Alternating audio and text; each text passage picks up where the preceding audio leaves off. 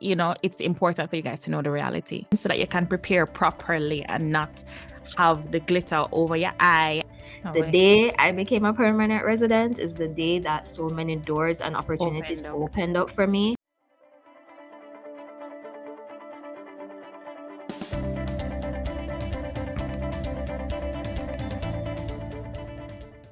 Welcome, everyone. We are here with Margaret from Charis Maggie TV. So she goes by Maggie. And she has an interesting immigration story coming from Guyana, then to Jamaica. Then she went to Atlantic Canada, which I'm super interested in, and then made her way to Toronto. So today we're going to find out about her immigration story, how it started for her, and how it has been going for her since she's been here. Thank you so much for taking the time out to be here. I appreciate you so much. I know you have a very busy schedule, so thank you for taking time out for us. Thanks for having me. Absolutely. And if you guys don't know me, I am Christina. I am a 10-year Canadian immigrant and citizen, and this is As Told by Canadian Immigrants, where we help you demystify the immigration processes, keep you motivated, and help you along the way. So if this is your first time here, please subscribe, like, and watch to the end so you can hear Maggie's story. Help me to fill me in on your immigration journey coming from the Caribbean, different Caribbean countries, and then you came to Canada, to Atlantic Canada, and then transitioned over into Toronto. You don't have to get to Toronto yet, but help me to understand how Canada came into mind and what you were doing before even Canada. So I was born in Guyana, but then I grew up in Jamaica, and before I moved to Canada, I actually lived in Belize for a couple of years, and that's where I kind of got introduced to the school that I ended up going to, so that I ended up in Atlantic Canada. So yes, a lot of moving, all of that. So I've noticed that through this journey, a lot of the things that I had to do for each country, I was able to kind of implement them as I moved to a different place. It's kind of the same thing. You're starting over from scratch. And after I finished studying in Atlantic Canada, specifically Newfoundland and Labrador, I went to Memorial University. I graduated and I was ready for a new environment to just try something new, and to be honest, just to be able to see more diversity and to get those opportunities that I felt weren't really there. And yeah, now we're here in Toronto. So I know you mentioned diversity, some more diversity, because I don't know Atlantic Canada to be very multicultural. You can correct me if I'm wrong. So it's not the most multicultural place. So you were looking for more diversity and, like you said, opportunities that probably weren't there. So what is your experience like in Atlantic Canada compared to Toronto? Like, what sparked that move? The difference that sparked the move, I'm a young person and I wanted to be able to go somewhere that had more options for not just jobs, but just social life, dating, cultural experiences in terms of events that are being held, and not just depending on events that usually are held by my school, for me to kind of get a taste of exploring other cultures, because that's usually the settings that I had in order for me to explore other cultures. It was, our school would have multicultural day event, and it's really us, the international students, who are there, who are like pretty much doing the work. Yeah, right. And people just showed up and they eat the food, they see the performances, things like that, and then it kind of just went back to business as usual. So it really just came from a place of, I'm a young person. I see the province as it seems like a fitting place for people who are ready to settle down with kids. So a lot of people who do have family, they will move there. That is what I've noticed from my observation. And when I did see any kind of diversity, it was because of international students coming to the province to study. And it's if they decided to stay, then it would kind of build up, or if they were hiring outside to kind of help with the labor, especially nursing was a big one, where I did meet a lot of people who were from different countries who went there for work opportunities. So that's really what sparked. We talk about because there were other people, there are other immigrants, there, the culture, that's the multiculturalism, but culture is so much more than people, because then it's the food. Like, what is it available in the supermarket? You can't get any Grace jerk sauce at the supermarket over there, that kind of a thing. I'm glad you brought up food, because that was one of the things that I felt like there was a lack of diversity in food. And there was one time we had a Jamaican restaurant that, opened up right before I was supposed to graduate. but they didn't even last very long. And I think it has to do with not enough people. Yeah. It's a new thing. It's not Mhm. something that people are going to look to go to eat all the time because the demographic isn't very much heavily Of Caribbean. course, You of get me? course. So, Yeah. And I feel like they'll struggle with maintaining the immigrant population there because of yeah. that. All right. So are there any major challenges or hurdles that you faced being over there? So we know that the culture, aside from culture, but maybe specific to your immigration journey, getting there, being there. You said that you were there for 4 years. You went to school for 4 years over there? Yeah, I did my bachelor's there. Oh boy, that's long.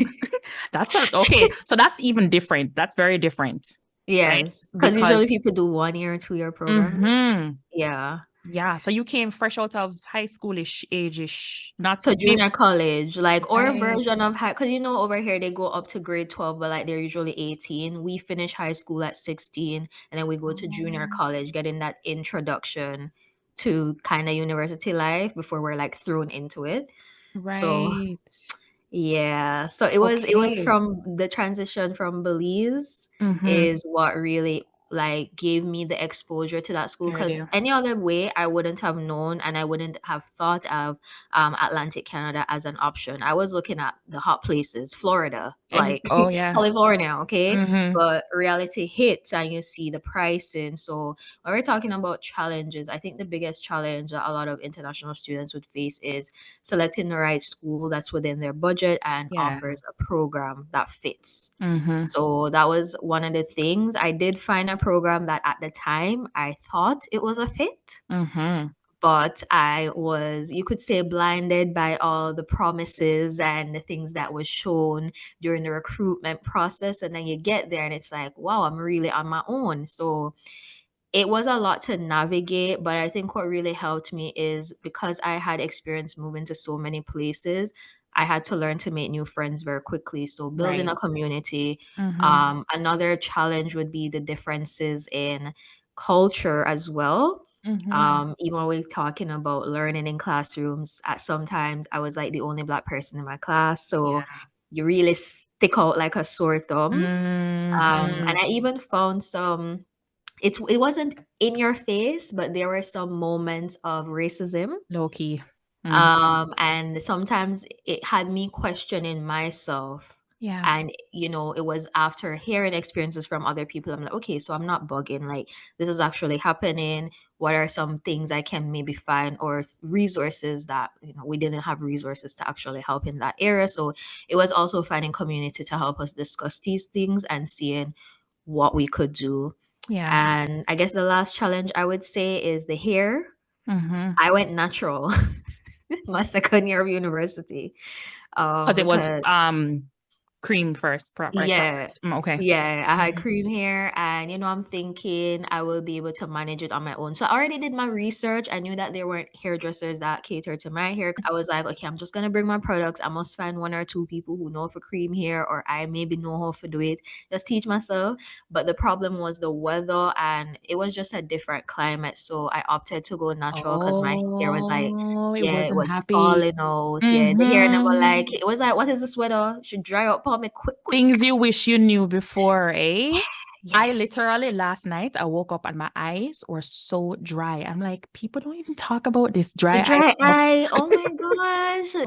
Going back to that, and it's like learning to take care of my hair all over again. I learned how to braid officially Of because of the course. life in Of Newfoundland. course. And so it was a very different, and you kind of work with what you can. I looked at it this way. I was paying X amount of money compared to what I would probably have to pay if I went to school in Toronto, Tomato. Mm-hmm. and it wouldn't be for very long. Soon I Yeah, would graduate, soon I would be working, of course. and looking at what would be my next step and Mm-hmm. make my decision from there. But I think it really confirmed it for me in my third year that I wanted to come to Toronto, because I made a trip Ah. with it was a conference I came for, and Mm-hmm. I'm like, this is it. This I'm is the like, life. this is it. I'm like, I found a place. Okay, we're moving here. Yeah. Well, that's good that you had that like super like confident affirmation within yourself that yeah, this is where I want to be, this is where I don't want to be. And then you still Mhm. had 1 more year, but my grandfather would say it may be long, but it won't be forever. So you kind of took assurance in that. Exactly. And then, so like looking back, 3 things that you wish you knew 3 before coming things. here, or maybe even like advice to people who are preparing to come here. This is something that happened to me, and I talk about it on my page as well. It's the importance of knowing what programs offer Mm. that they can actually help you in elevating your career. Ah. So for me, when I came, the goal was to be a doctor. Oh. First year, I already knew, all right, the doctor thing not gonna work, So I just made up my mind that we're just gonna finish the program and figure it out from there. So I think with the program that I selected, maybe if there were other things that it offered, so I did not have any kind of, there were no mentorship opportunities, there were no co-ops. These are Mm. things that, I come to Toronto now working on a Mhm. postgraduate work permit, and I'm talking to people and just hearing all the exposure that they have gotten to programs and mentorship, and seeing how they're able to get these things to build up that portfolio they need before they go into corporate. I didn't have that. So I would say very much be picky. Mhm. You have to be picky, because one thing too is, even though, yes, you will be told there are a lot of opportunities, also know that a lot of opportunities will also depend on your immigration status.